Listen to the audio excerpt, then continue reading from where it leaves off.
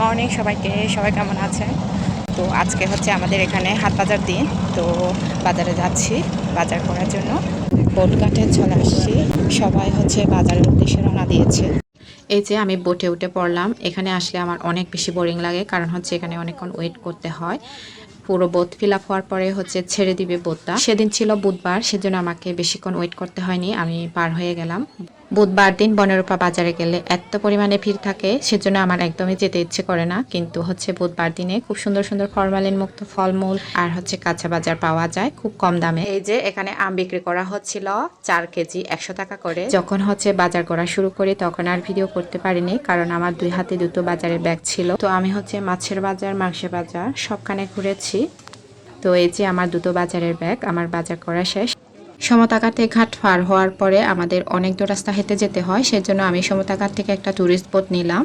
তো এই বোটগুলো সচরাচর যারা ট্যুরিস্ট বেড়াতে আসেন তাদেরকে ঘোরানো হয় আর কি এই বোটগুলো দিয়ে। তো আমি খুব সহজে বাড়িতে পৌঁছে গেলাম। এই যে বাজারগুলো এখন খুলে দেখবো কি কি বাজার করেছি। এগুলো হচ্ছে কাঁকরোল। কাঁকরোল ছিল মেবি 80 টাকা করে কেজি, এখানে আমি আধা কেজি নিয়েছি। আর এই যে এগুলো হচ্ছে বাঁশকরোল। বাঁশকরোল 1.5 কেজি ছিল 70 টাকা। তো এরপরে পুঁইশাক 30 টাকা, আর লাউ নিয়েছি 40 টাকা। আর এই যে এটা হচ্ছে কাসাবা আলু শাক, নিয়েছি 20 টাকা করে। তো আমি সব থেকে কম দামে পেয়েছি কাসাবা আলু শাক। আর এই যে এগুলো হচ্ছে খোনাগুলো, দাম পড়েছিল 70 টাকা। আর এগুলো হচ্ছে পাহাড়ি মামরা, এই মামরাগুলোর দাম পড়েছে 80 টাকা মেবি। এখানে হচ্ছে 1.5 কেজির উপরে ছিল। আর এটা হচ্ছে পাহাড়ি ধনে পাতা 10 টাকা করে। 1 পোয়া আদা 50 টাকা। মুরগির মাংস 500 কত টাকা জানি আসছে এখানে। আর এই যে এগুলো হচ্ছে চিংড়ি শুটকি, 100 গ্রামের দাম পড়েছে 220 টাকা।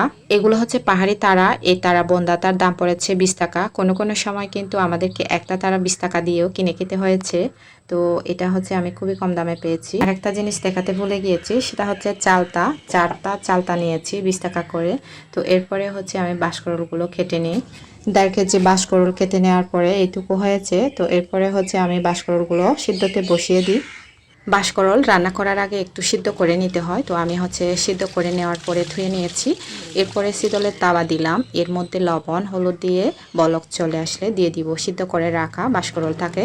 এখন হচ্ছে ঢাকনা থেকে রান্না করব, সে পাকে চলে যাব আমি সবজি খেতে। এই যে পুঁই শাক তুলতে চলে আসছি আমাদের সবজি খেতে। পুঁই শাকের পাতাগুলোকে এখন হচ্ছে ধুয়ে নিব। বাঁশকরলটা যখন 95% রান্না হয়ে আসবে তখন হচ্ছে পুঁইশাকের পাতাগুলোকে দিয়ে দিব। এরপরে হচ্ছে নেড়েচেড়ে কিছুক্ষণ রান্না করে তারপর হচ্ছে নামিয়ে নিব। এই তো আমার পুঁইশাক দিয়ে বাঁশকরল রান্না হয়ে গেছে, এখন সুন্দর করে সার্ভ করে নিব। কেমন লেগেছে আমার আজকে